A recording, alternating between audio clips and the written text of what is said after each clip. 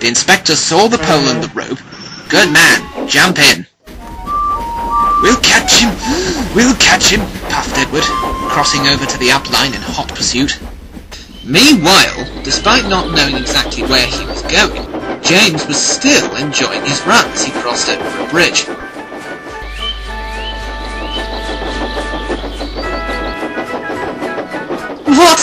What a run, he chuckled to himself as he went. He was enjoying himself.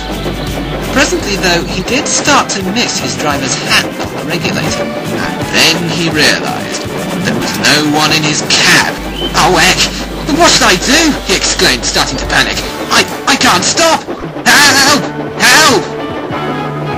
"We're coming, James! We're coming!" called Edward as he raced out of Tidmouth to the rescue.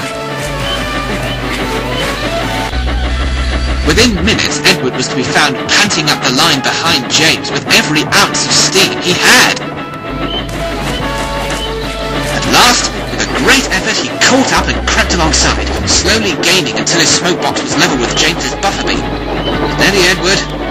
As the driver held him in check, and the others watched with interest from the footplate, the inspector stood on Edward's front end, grasping a noose of rope in the crook of the shunter's pole. He seemed to be trying to slip it over James's right-hand buffer. The engine swayed and lurched from side to side. More than once he nearly fell off. But at last! "Got him!" he shouted, and pulling the noose tight, crept back to the cab safely.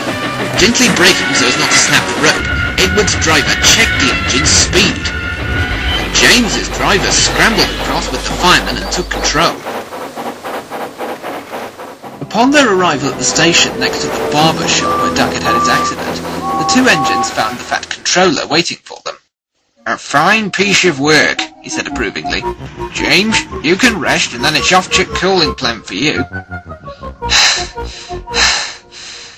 "I'd be delighted, sir," gasped James, who felt that he'd had enough runaways to last him a lifetime. "And I'm proud of you, Edward. As a reward, you deserve a new coat of paint." "Oh, thank you, sir," smiled Edward. After a surprisingly well-deserved rest given his boastfulness the evening before, James arrived at the coaling plant. "Ah, there you are," sighed the foreman with relief. "Where have you been?" "Long story, I'm afraid," the driver replied. "Well, you're gonna have to double your trucks. Percy could do with a good old rest after all the work he's done." Poor Percy had no steam left to say anything in answer to that. "Poor little Percy," teased James. "Looks like long runs can wear engines out after all, especially for little tank engines." All the same, he decided to keep his recent runaway secret. The last thing he needed was gossip to start spreading. So James backed away to collect the trucks. And, having been having quite a lot of mischief over Percy, the trucks were now starting to get overconfident. This could be interesting, lads. Let's have a bit of fun with old Rusty Red," they said to each other, and giggled.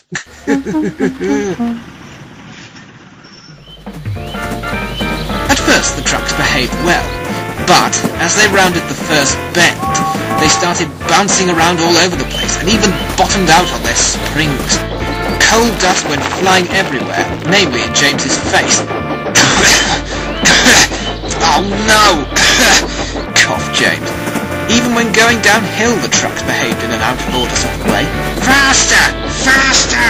they declared.